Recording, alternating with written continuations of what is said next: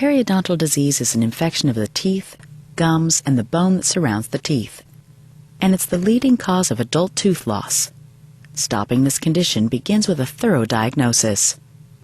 The main cause of periodontal disease is the accumulation of plaque, the sticky film of food and bacteria that forms constantly on your teeth. It's hard to see plaque, but look at how it shows up after we've stained it with red dye. The bacteria and plaque invade the spaces between the teeth and gums and begin producing toxins. These toxins, combined with your body's reaction to them, destroys the bone around your teeth. Once bone has been lost, it never grows back on its own. When too much bone is lost, there is so little support for the teeth, they get loose and have to be removed. If you have periodontal disease, you may have some of these symptoms: persistent bad breath, bleeding of the gums when brushing or flossing, soft, swollen, or tender gums, gums pulling away from the teeth, and loose teeth. These are healthy gums. They're tight against the teeth, there aren't any pockets, and they don't bleed. Now notice the difference with early periodontal disease and moderate periodontal disease.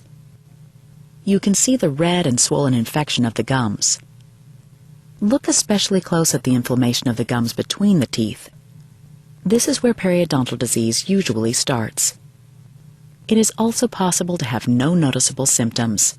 In fact, most people who have periodontal disease aren't even aware of it. Because of this, we perform a thorough examination with a periodontal probe and X-rays.